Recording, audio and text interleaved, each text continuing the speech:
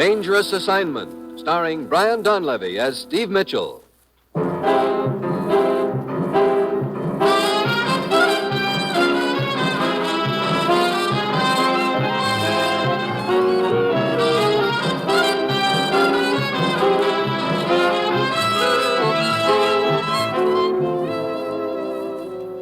First, a word from the Ford dealers of America. Everyone's saying that the 50 Ford is a great car. Listen to what Mr. W. Henderson of Pomona, California, one of more than 470,000 owners of new Fords, says. Last January, I bought a new 1950 Ford six-cylinder two-door. This car is truly a pleasure to drive, and its economy's wonderful. I've driven it about 6,000 miles in city and country driving, an average over 21 miles per gallon. It rides quiet and steers easily, too. Yes, the owner of a 1950 Ford knows the real meaning of economy. He'll tell you that his big new Ford is low in first cost, inexpensive to maintain, and thrifty to operate. But find out for yourself. Stop at your nearest Ford dealers and get the facts on Ford economy. Then get in the driver's seat and test drive the big new Ford for 50.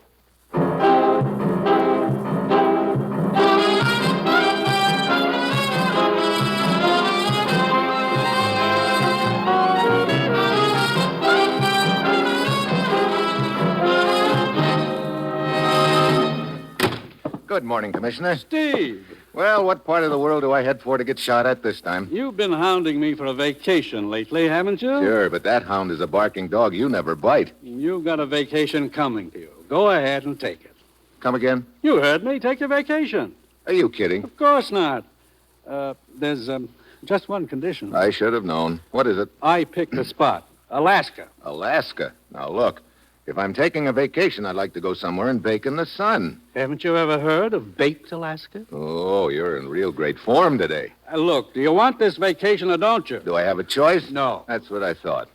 Well, you're sure, of course, that it is a vacation. You know, you're a very suspicious man. Sure, it's a vacation. Of course, there is the matter of the two missing scientists. Oh, great. My vacation has just turned into a busman's holiday. Okay, let's have it. Probably nothing to it, really. Just a simple matter. Sure. Just a simple matter. But somebody will probably have me chained to a sinking iceberg before it's over. Steve, a week ago, two scientists went to Alaska. An ex-Nazi named Dr. Herman Kreutzer, who's been denazified, we think, and a younger man, a nuclear physicist, Dr. William Peters, Why'd they go up there? to conduct experiments on the effect of water temperature on a new theory of submarine detection. They were to be gone 3 months. 2 days ago was Peter's wedding anniversary.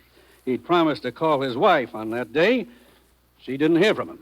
Well, a guy forgets to call his wife, so you send me to Alaska? When Mrs. Peters didn't hear from him, she got worried and flew to Fairbanks.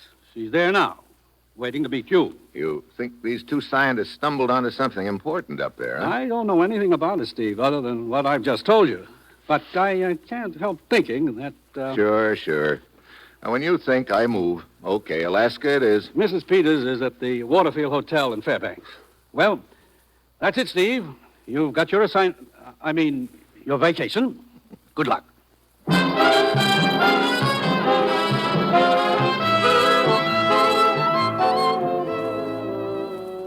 You are listening to Dangerous Assignment, starring Brian Donlevy as Steve Mitchell, colorful, two-fisted government agent.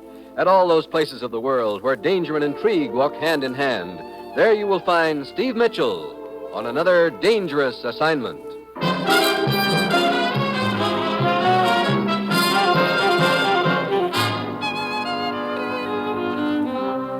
Sure, I've got myself a vacation.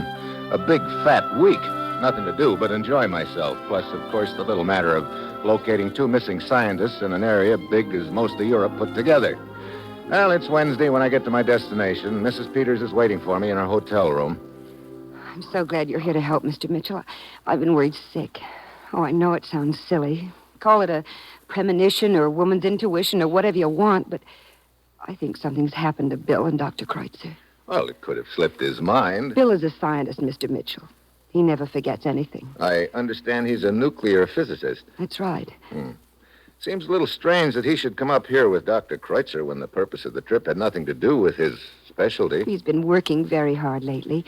He thought the change would do him good. How long has your husband known this Dr. Kreutzer? Ever since Kreutzer came to the United States, shortly after the war. You know much about Kreutzer? No, hardly anything. But Bill seemed to take a liking to him right from the first. Did he ever talk to you about Kreutzer's political beliefs? No. As a matter of fact, Bill has always avoided any political discussion. I see. Well, have you any leads that I can follow? Yes, this postcard. It's from Bill. Mailed the day he arrived. From here in Fairbanks? No, from a place called Cordova. He mentioned staying at a Mrs. Ludwig's boarding house there. Cordova. Let's see. I've got a map of Alaska here someplace. Pocket? Yeah. Yeah, here we are. Cordova's a town south of here on the coast. Incidentally, take a look at these pictures they gave me in the States. One's your husband and the other's Dr. Kreutzer. Are they reasonably good likenesses? Yes, they are, Mr. Mitchell. Well, I'm going to fly down to Cordova and talk to this Mrs. Ludwig and at her boarding house, and I'll let you know if I turn up anything there.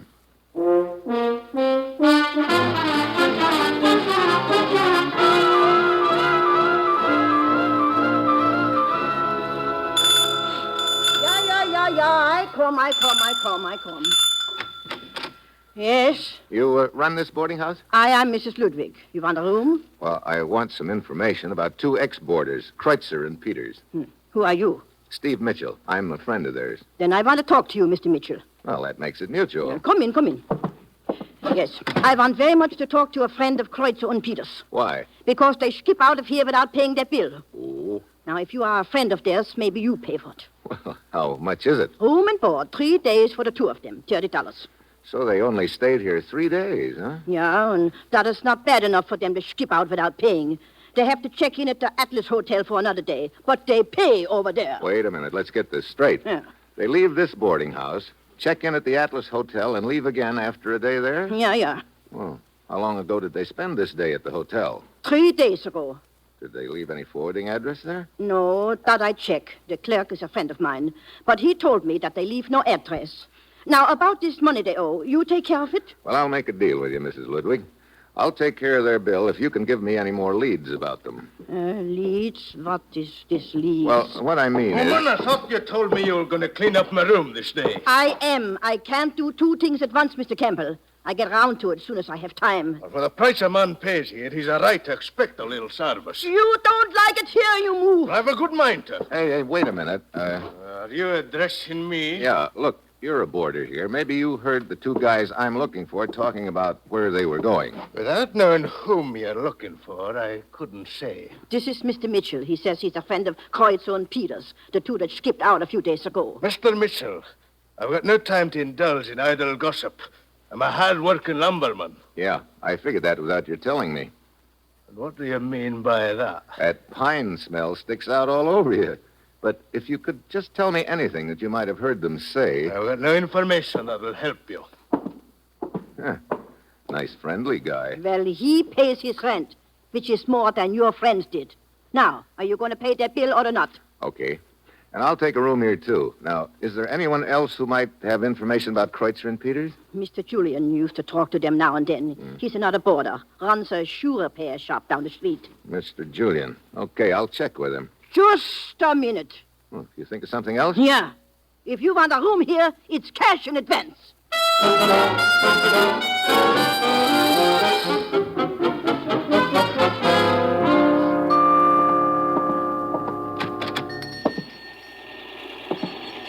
Yes, I'll be right with you. Okay.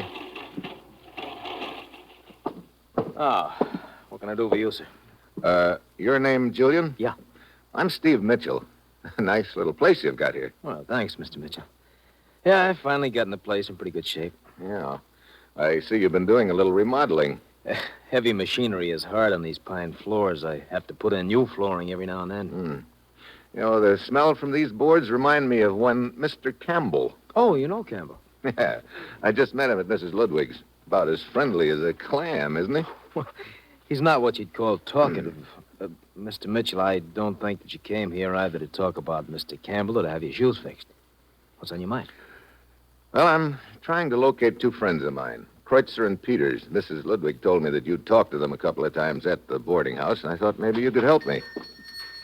Go ahead and wait on your customers. I'm in no hurry. All right. Do you sell shoes here? Only second-hand unclaimed pairs. They're in the window. Yeah, help yourself, please. Be right with you in just a minute. All right. Mr. Mitchell, are you sure that you're a friend of Kreutzer and Peters? Yeah, why? Because I think I know where you might find your friends. Where? I heard them speak of going to see a girl named Christine Beauvais, I think they called her, up in Anchorage. I didn't say anything to Mrs. Ludwig about it because if they want to leave without paying their bill, that's their business. I'm a shoe repair man, not a debt collector. Christine Beauvais. How long ago was that? Oh, 4 days ago. Yeah, I remember. Because that was the day that we had the scare about the submarine. What submarine? Oh, a couple of fishermen sighted what they thought was a periscope close offshore. We've had several reports like that up here lately. Yeah, we've had them all over lately. Okay, thanks, Julian. I'll see you around.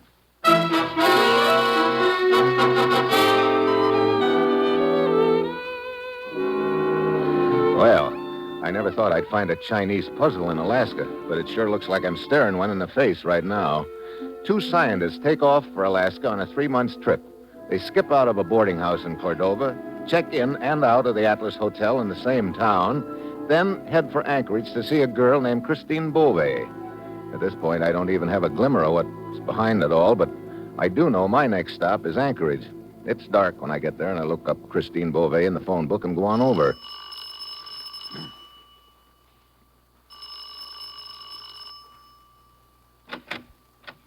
Yeah? Are you Christine Beauvais? Sure. Come on in. I'm trying to get a line on a couple of friends of mine. I know a lot of guys. Their names are Kreutzer and Peters. Never heard of them. Look, they supposedly came here to Anchorage to see you. I tell you, I don't know them. Yeah, well, they were talking about coming to see you. Beat it. Now, Chris. I said beat it. All right. But if you change your mind, I'm staying at Mrs. Ludwig's boarding house in Cordova. You heard me. Get lost.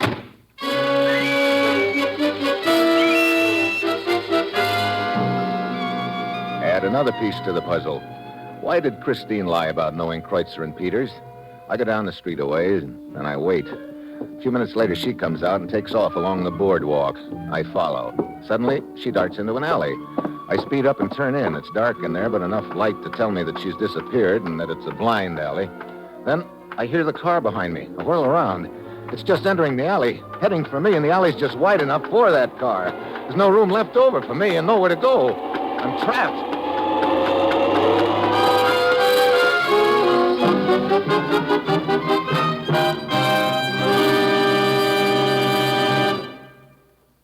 In a moment, you will hear the second act of Dangerous Assignment after this brief message from the Ford dealers of America. When you want the facts about a car, it pays to go to the people who know. And this year, the folks who have had a chance to compare the new Ford are saying that it is the finest car Ford has ever turned out. Yes, ask any Ford owner, any garage mechanic, any filling station operator, and you'll soon learn that the beautiful new Ford is tops for comfort, for performance, for safety, and for economy. They'll tell you what a thrill it is to drive this great car. They'll talk about its power and the way it stands up under all kinds of driving conditions. And they'll give you the facts about Ford economy. For this car is low in first cost and high in resale value. It's inexpensive to maintain and thrifty on gas and oil. But see, hear, and feel the difference yourself. Before you buy any car at any price, stop at your local Ford dealers and test drive the big new 1950 Ford. And now, here is the second act of Dangerous Assignment, starring Brian Donlevy as Steve Mitchell.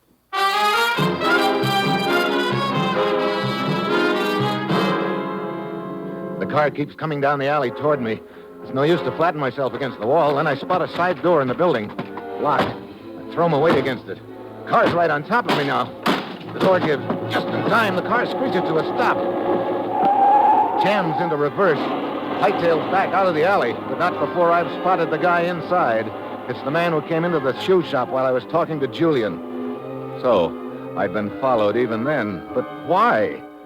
It's morning when I get back to Mrs. Ludwig's boarding house in Cordova, and she's talking to a tall, skinny gent. Mr. Mitchell, this is Fred, the boatman. He's got some information about your deadbeat friends. What is it, Fred? Well, I make my living renting boats, see? Uh-huh. Well, 4 days ago, this Kreutzer and Peters came to me and wanted to rent a boat, see? Yeah. They wanted to go fishing, they said. So I rent them a boat, see? Well, what about it? Well, that's what I'd like to know. They never bring it back, see? This morning, I find it hung up on a rocky point south of town. Uh-oh. No sign of the two of them? Nothing. Hello. So my boat's ruined, see? And nobody to pay for it. Wait a minute. The day they rented that boat, was that by any chance the day a sub was sighted off the coast? Why, let's see. 4 days ago. Yeah, Yeah, I think it was. I call him. Why, what's that got to do with it? Sure. That's what I'm wondering. See? Mr. Mitchell! Yeah. Telephone! For me? That's what the lady said. Steve Mitchell. Okay. Hello. This is Christine Beauvais, Mr. Mitchell. Christine Beauvais. Well, this is one call I never thought I'd be getting. I couldn't talk to you at my apartment last night. I was afraid. Afraid of what? Someone's been following me. Oh, is that why you ducked into that alley? Yeah, I knew they were after me, but I managed to get away from them. I was almost not so lucky. Mr. Mitchell, will you meet me at Pete's bar tonight? I want to tell you something about Kreutzer and Peters. So you do know them? Of course. When you asked me about it last night, I was afraid you were working with the men who'd been after me. I'll tell you all about it tonight. Okay. I'll be waiting there at 8. See you then.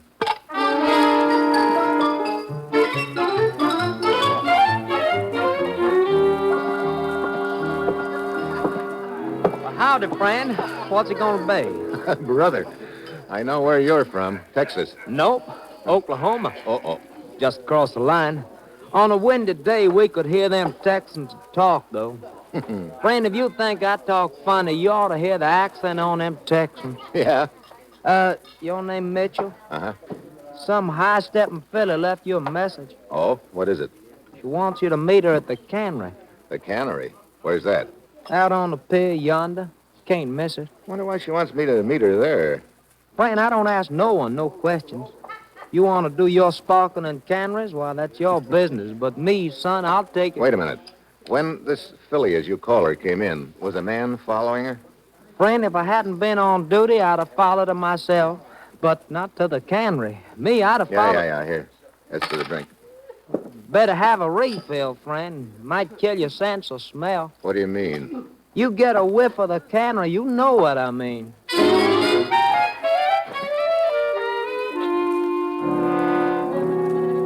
The cannery on the pier is dark. I spot a side door, open it, and the aroma of fish almost knocks me down. Suddenly, a hand closes around my mouth, pulling my head back. A gun jams into my back. Through the fish smell, I can catch a whiff of something else, a familiar smell I can't peg. Then the gun eases a little. There's a flashlight outside, steps along the pier, probably the night watchman. The killer's waiting until he passes. I can't call out.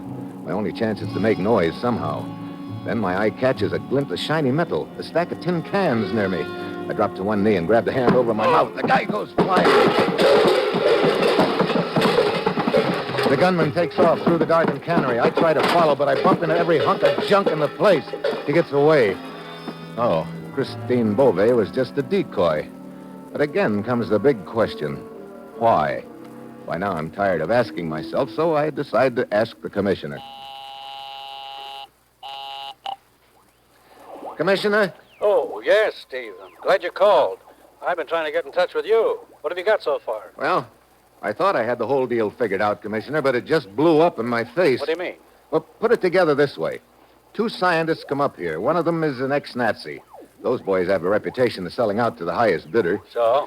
The other's the nuclear physicist who avoids the mention of politics. So they disappear from a rooming house, pop up at a hotel near the waterfront. They check out of that hotel, and somewhere along the line, they rent a boat to go fishing. Now, that boat turns up later, but they don't. And along about this time, there's a submarine sighted off the coast. Steve. Yeah, I thought our boys had had a change of heart and decided to leave the country. But what happened a half an hour ago changed my mind. What do you mean? Somebody tried to kill me in a cannery. Now, if the scientists had left, the deal would be all over. Then why the attempt on my life? Now, that's the point, Steve. Kreutzer and Peters haven't left the country. That's why I've been trying to reach you. 3 days ago, they checked into a hotel in Victoria, British Columbia. What? They also dipped down to Seattle. At last report, they were heading north again. Well, they could be collecting information from various points. And that was my thought. Maybe they're still planning on leaving the country after they've collected the information. If that's true, you've got to stop them. Yeah, first I've got to find them. Any leads at all? Well, I've only got one left. They checked in and out of the Atlas Hotel here in Cordova a few days ago. I'll go over there now. There's just a bare possibility that they may be back. Where are you now, Steve? I'm at Mrs. Ludwig's boarding house. What's the matter? Somebody just came in the front door. I'll call you back. Well, Mr. Campbell, the lumberman. Oh, it's the man Mitchell, isn't it? Yeah, it's the man Mitchell. You out kind of late tonight for a hard-working lumberman, aren't you? I believe a man has a right to take a walk in the evening if he wants That to. all depends on where he walks. You weren't by any chance taking a walk down near the cannery, were you? Now, why would I be walking down there? That's just what I'm wondering. I'll thank you to mind your own business, Mr. Mitchell. You know, that's just what I'm trying to do. Well, sweet dreams, Campbell.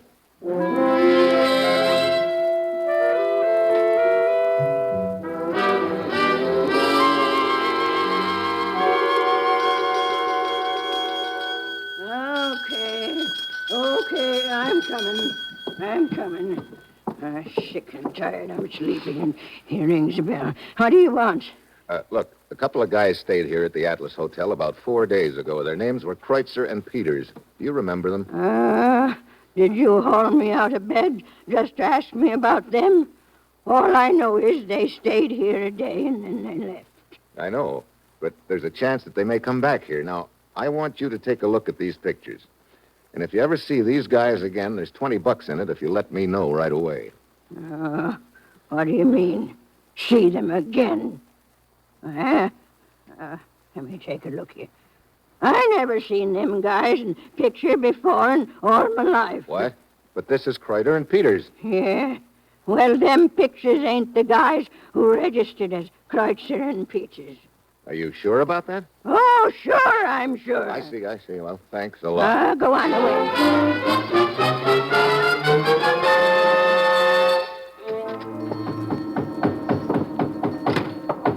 Oh, good evening, Mr. Mitchell.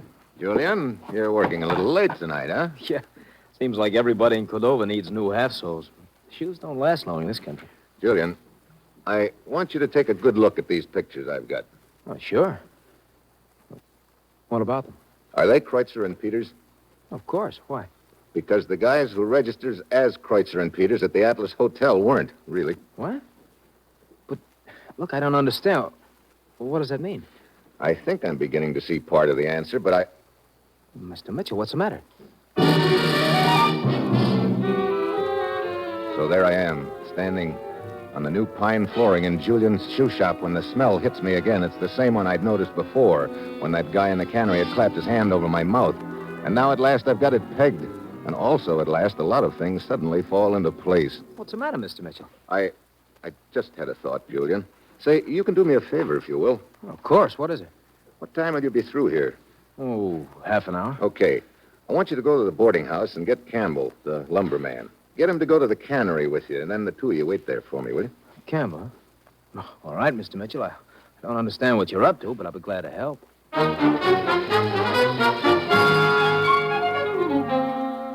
I leave Julian's shop, round up a crowbar, shovel, flashlight, and my gun. Then I come back. The shop is dark by now. I go in a window and start ripping up the new pine flooring. A few minutes later, I'm digging in the dirt underneath. Pretty soon, I find what I'm after. 2 bodies. I pull the pictures out of my pocket, and by flashlight, I compare them. Yeah, no doubt about it. Congratulations, Mr. Mitchell. Well, hello, Julian. I see you brought your 2 stooges with you. Yeah. I didn't realize until almost too late that your purpose in sending me to find Campbell was to get me out of your way. However, I returned in time, and I must say it was very considerate of you to dig your own grave.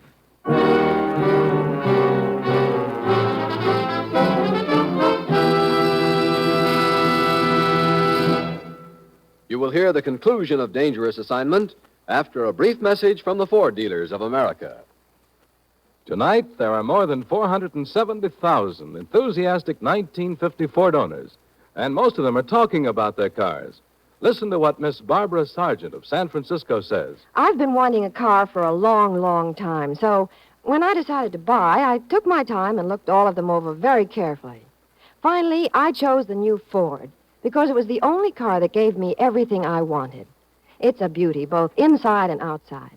It's the easiest car to drive I've seen yet, and it gives me the smoothest ride of all the cars I tried.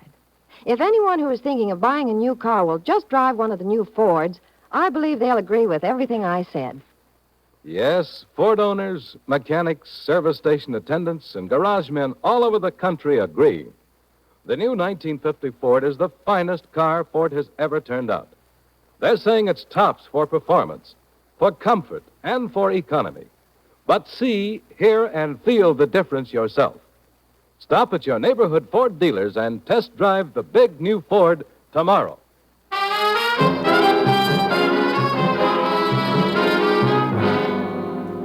Well, I guess that makes us even, Julian. I couldn't get you out of the way, but your stooges missed on me when they tried to run me down in Anchorage. How'd you boys enjoy your junket around the country posing as Kreutzer and Peters? Pick up a lot of information from your contacts? Come on, Julian, let's get this over with. Yeah. Get up out of that hole, Mitchell. I know the floor covers me from the waist down. I put one hand on it like I'm going to climb out, but I fish the gun out of my pocket with the other. Then I throw a quick shot at the light overhead. I drop back into the hole just in time. I spot the pistol flash and let him have it. Only 2-1 now. Stop circling, Marcus. Stop circling. That's bad. If they come at me from 2 different directions at the same time, I'm cooked. I reach down and pick up my flashlight. I snap it on and toss it out on the floor. One of them throws a shot at it. I give him one back. The third guy has had enough. He heads for the door, but as he jerks it open, he's silhouetted. I scramble out of the hole, grab my flashlight, and run to the door. The guy lying there is Julian. Well, the merry-go-round was nice while it lasted, Julian. Only you weren't lucky enough to grab the brass ring. You got a lead slug instead. I thought I had a good plan. You did. You know, I thought that submarine was hanging around to pick up some agents. I didn't realize it had landed a couple. You guys had heard about Kreutzer and Peters' trip. You grabbed them right after they got up here and killed them. Then your boys took their papers and started around the country collecting information and reports from your various contacts. That about the way it breaks down, huh? What went wrong, Mitchell? You gave yourself away, Julian. No, I couldn't have. When you clapped your hand over my mouth down at the cannery, I got a whiff of a very familiar smell, but I couldn't peg it until I was in here talking to you earlier tonight. Then I smelled it again, and it registered. Shoe polish. Shoe polish? Yeah. Like most smart boys, you overlooked one little item. In this case, the smell of shoe polish on your hands. Yeah. That's what tripped you up, Julian. Or maybe I should say polished you off.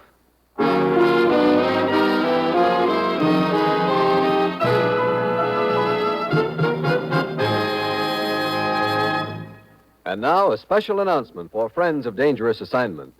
Dangerous Assignment will next be heard Wednesday, May 3rd at the same time over most of these NBC stations. That's Wednesday, May 3rd at this same time.